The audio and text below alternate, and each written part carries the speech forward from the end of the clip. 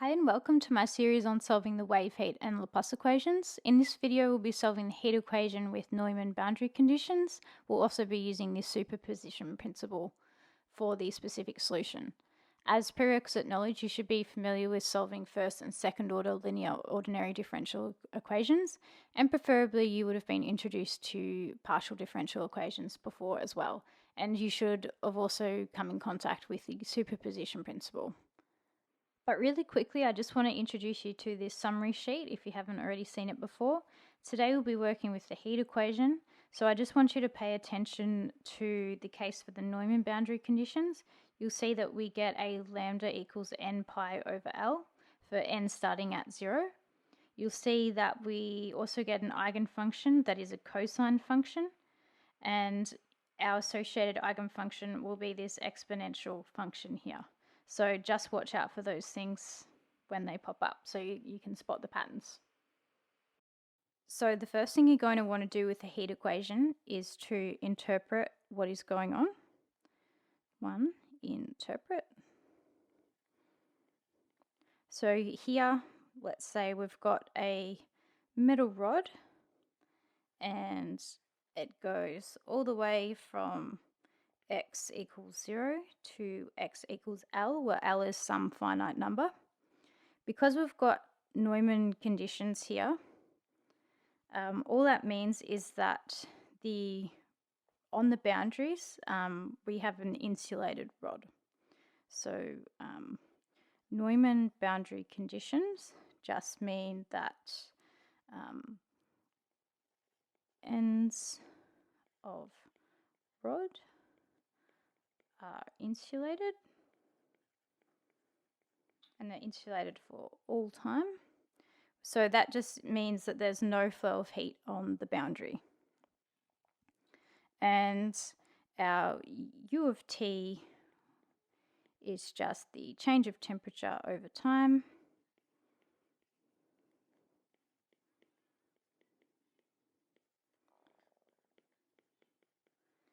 And D is the diffusivity constant. So it's just a constant. And D is not to be confused with C in the wave equation, because the heat equation and the wave equation look very different. So just make sure, look very similar. So just make sure you're working with the actual heat equation, because something like U of T equals 3 squared U of x, this has a diffusivity constant of 9, whereas U of double T equals 3 squared U of x, has a C in the wave equation equaling 3. So just don't get those two mixed up. It's very easy to. So I'll just delete that for now. Okay, so step 2 is to assume the solution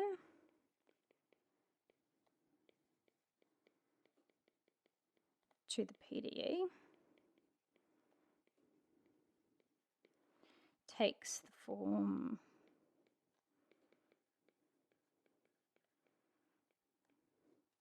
of U little x little t equals big X of little x big T of little t. So subbing this into the PDE,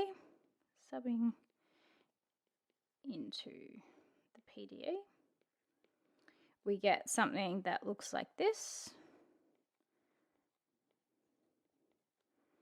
Double prime T. And I'm just going to highlight them so we can come back to them later for a recap. So once we've got something that takes this form, we can do step 3. And that is to use the method of separation of variables. So I'm just going to write SOV for short. And all that is putting all the x's on one side and all the t's on the other side. So I always write the t's with the constants. So I put them together, I group them together, and I always write the x's on their own. And that's simply out of habit, and it stops you from making as many mistakes if you've always got the boundary conditions and your boundary equations being the exact same thing. So because x is completely independent of t and t is completely independent of x, but yet these vary freely but yet still equal each other, we know that they must be equal to some constant k. We don't know what k is though. But we do know that k can be equal to negative lambda squared, and that's simply because k greater than 0 gives only trivial solutions for Neumann conditions and Differential conditions. So we can then rearrange this to get two ordinary differential equations. So rearranging,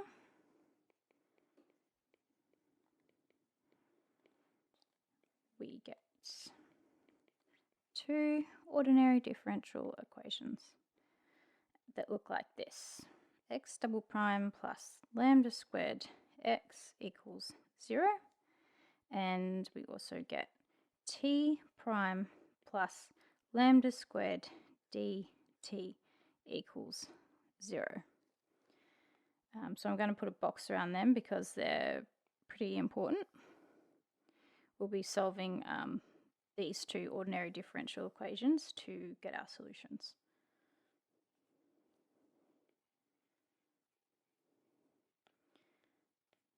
Right, so step 4. We want to use the homogeneous boundary conditions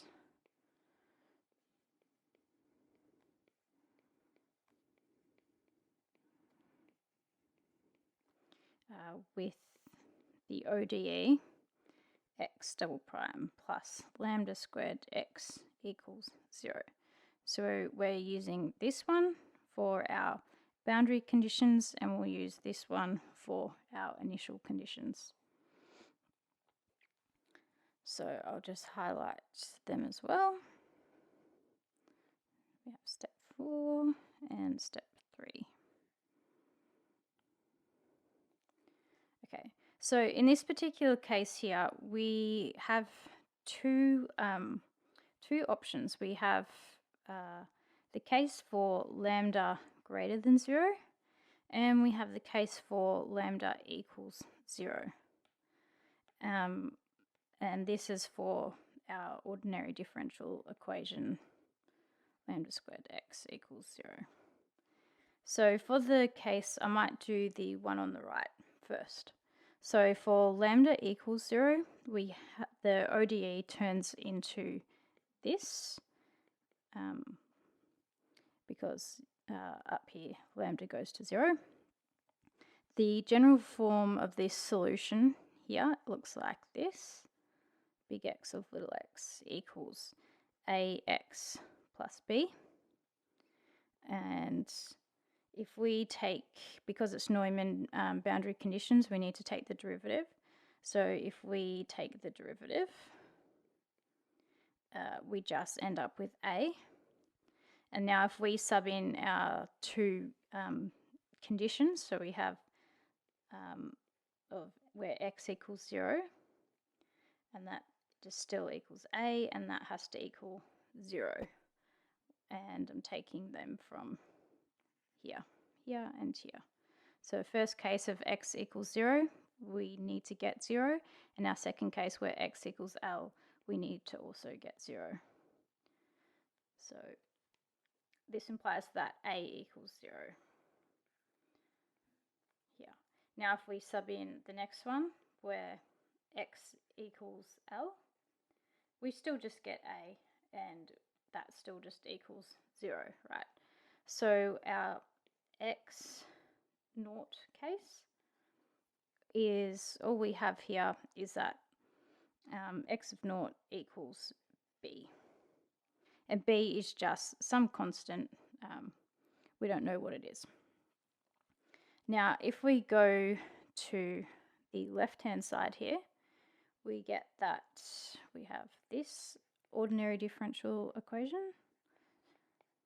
Now, if we take the derivative, before we do that, this has the general form of a solution that looks like this: a cosine lambda x plus b sine lambda x. So if we take the derivative of this with respect to x, we're going to get negative a lambda sine lambda x plus b lambda cosine lambda x. Now if we then put in those conditions, so we have big X of the derivative there for where x equals 0, we're going to get b lambda cosine lambda x, and x is equal to 0, so that's cosine is going to vanish, so we're just going to get b lambda equaling 0. And we don't know what lambda is, but lambda could take numerous values, and we know that lambda is actually not equal to 0 because this is the case we're doing right here. So that implies that b has to equal 0 for this to be true. So for the second condition here, where we put in x of equals L, then now we have negative a lambda sine lambda L equals 0, because remember b still equals 0. And we need sine of lambda L to equal 0. Because we don't want a to equal 0, because if we have both a and b equaling 0, it's just the trivial case, and we're not interested in the trivial solution. So we need something other than a to make it equal 0. So in this case, we know when sine equals 0, so we can say that lambda L has to equal n pi. So if it equals n pi, we will get 0. So just solving for lambda, we get n pi over L. And this, where n is an integer, and lambda starts from n equals 1, 2, so on. Because lambda can't be negative, because that also results in the trivial solution too. So this means now we can write our x of n. So our x of n is just so this is our eigenvalue here. And our eigensolution down here is x of n, and that is just going to equal a cosine n pi x over L, so it just equals lambda x, but we know what lambda is now, and that is actually for n equals 0, 1, 2, so on, simply because we need to take into account this case over here. So what we actually get is, I might write it over here. So we get an x of n that looks like 1 if for n equals 0, and cosine n pi x over L for n equals 1, 2, so on. And just remember that because they're eigenfunctions, any multiple of an eigenfunction is also an eigenfunction. So this 1 here could just as easily be a 3, and we could have like 3 cosine n pi x over L, and that will still suffice. I'm just writing it in its most simplest terms possible. So I might just put a box around this because this is our important one here, and this is called our eigenfunction. So this is the function associated with the eigenvalue, and the eigenvalue is the value that lambda takes when we don't get a trivial solution, when we get a solution that we're actually interested in. So we're going to go to step 5.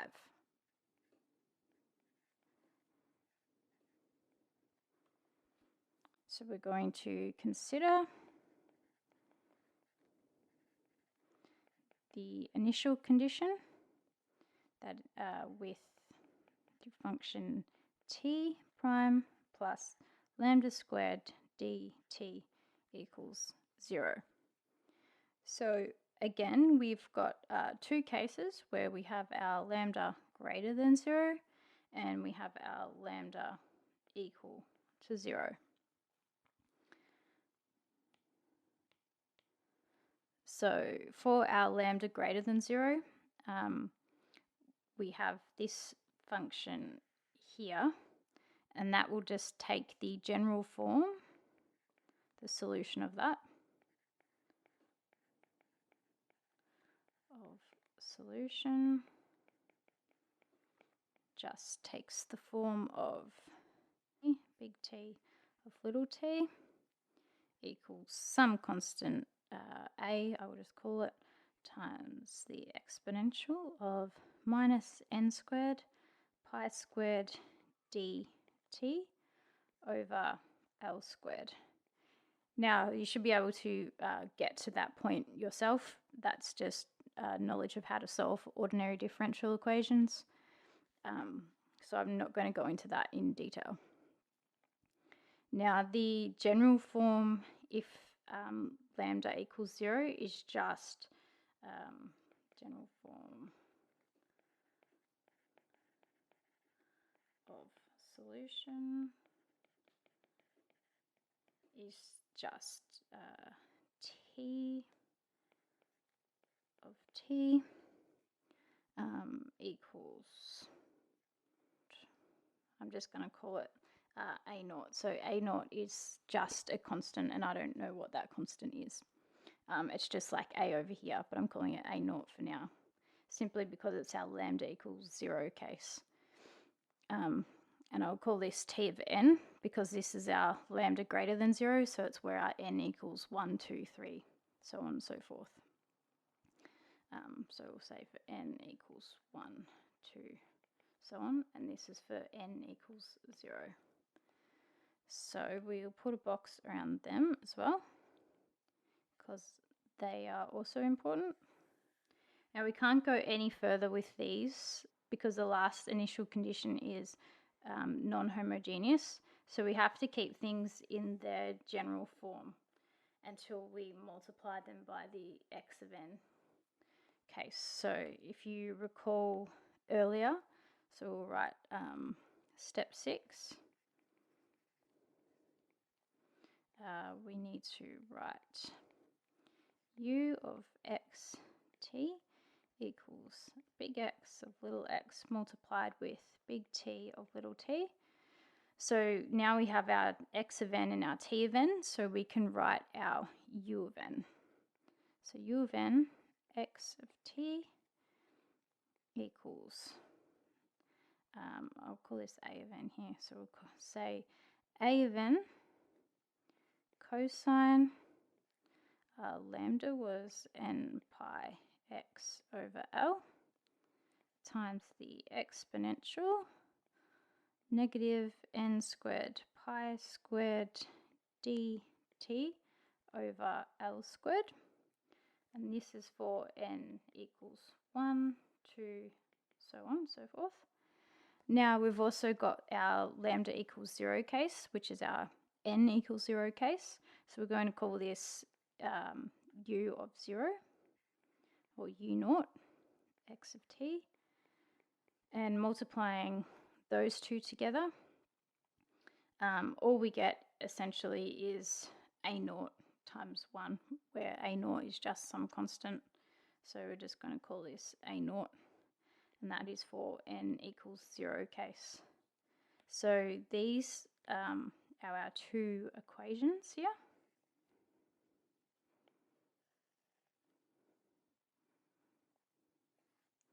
So the next thing that we're going to want to do is actually consider the non-homogeneous condition. So step 7,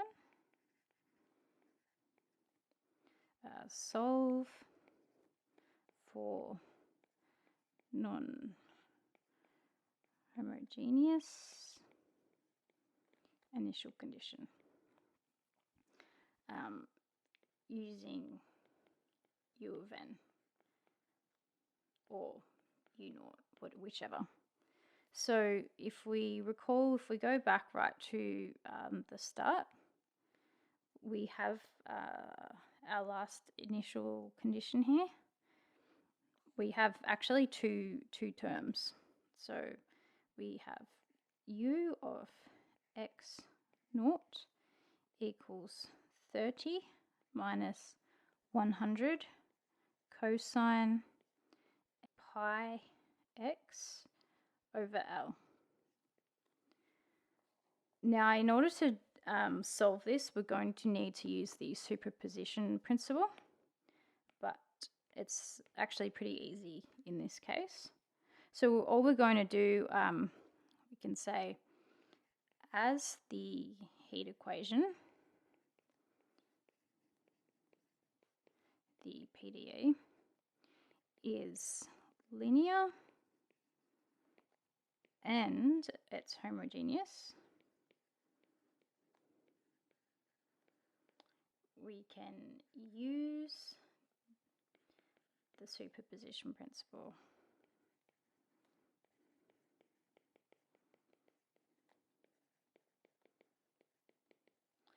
Now, if you recall, that will just mean we get one solution that is a combination of two other solutions. So we will have, so for now I will just call it U of 0 plus U of 1. So what we're going to do is we're going to break these two terms up, and first we're going to find a solution for this one, and then we're going to find a solution for this one. And then we're going to just add them together like you see here, and that will give us our final specific solution. So here I'm going to say U of n at x0, so this is when t equals 0. So, and we're getting those conditions from here, these ones here. When t equals 0, our U of n goes to A of n cosine n pi x over L. So the exponential just disappears, it goes to 1. This is supposed to be equal to minus 100 cosine pi x over L. So all we need to do now is find A of n and n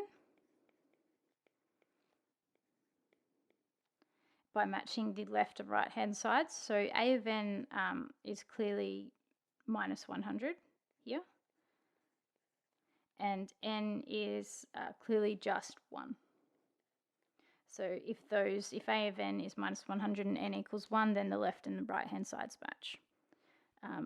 So we can write U of 1. So instead of calling it U of n now, so we know what the n is in this case, it's 1. So we'll write U of 1 of x of t equals minus 100. That's our A of n. Cosine. Now, it's not n pi x over L anymore, it's just pi x over L because n is 1. So pi x over L times the exponential minus pi squared dt over L squared. So the n in there has just gone to 1. So we keep the x and t as is, and we just write the n and an as these guys here. So I'm going to put a box around this one because this is one of our solutions. Right, so now we just need to go and find the other one. So the other one was just 30. So you can see we can use either u of n or u naught up here. And we just need to have a little think about which one would be a better choice. So the first one we used u of n, but this one, it looks like u of naught is going to be a better choice because we just have an integer here or a constant. So a naught is a constant as well. So it looks like that will match much better. So we can actually write it like u of naught x 0, so that's when t goes to 0. It's still just going to equal a naught because there's no t's, and that just needs to equal 30. So therefore that implies that a naught equals 30. Right, so now we can write our u naught again for x of t just equals 30. And now we can do step 8. We're almost there. Is to write the specific solution.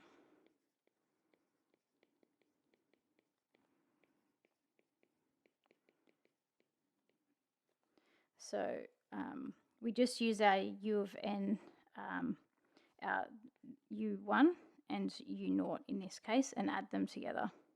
So we can write u of x of t, and it's no longer u of n here because it's our specific solution. We know what all the n's are.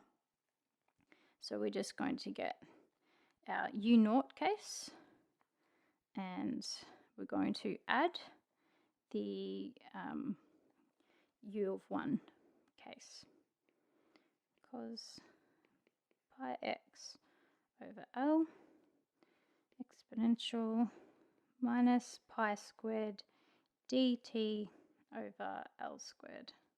So if you recall, this was our u of x of t equals u naught plus u1. So this right here is our specific solution. So if we interpret this at t equals 0, we just get our u equals 30 minus 100 cosine pi x over L. So we just get some function that looks like that.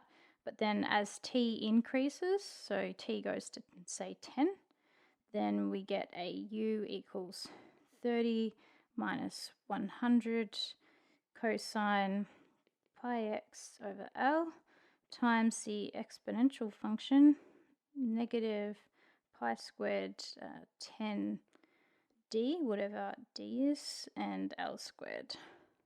So you'll see now as time increases, we get this exponential decay function, this one over here. And if you recall that an exponential decay function goes something like this. So eventually it will flatten out. So that's the diffusion effect. So at t equals 0, we just get how it is initially, and then it decays out over time until it reaches some form of equilibrium. So this is what we think should happen. So that's a good indication that we haven't made a mistake here. So just to recap what we just did, step 1 was to interpret the question and make sure we understood what was going on in a physical sense. Step 2 was to assume the solution took the particular form of x multiplied by t, because then we can sub this into the partial differential equation, and because it then takes that form, we can use separation of variables to separate all the t's on one side, all the x's on another side. Then rearranging this, we get 2 separate ordinary differential equations. We use the first one to solve for the boundary conditions and the second one to solve for the initial condition. So we consider the cases where lambda was greater than 0 and where lambda equals 0. We saw that because this was a Neumann boundary condition problem, the case where lambda equals 0 was a valid one. So then we get this case down here, our eigenfunction x of n. So we get it starting at n equals 0. You'll see for step 5 we considered the initial condition, which was our function with a variable t in it. We considered the two cases again where lambda was greater than 0 and lambda equals 0. And then that we couldn't go any further with them because this was a non-homogeneous condition. So we then multiplied the x of n by the t of n to get this sort of general solution that took into account the two homogeneous boundary conditions, and that then put it in the correct form where we could then go and solve for the non-homogeneous initial condition. That was step 7. Because we had the non-homogeneous initial condition was made up of two terms added together, or minused in this case, but the same thing. We had to use the superposition principle.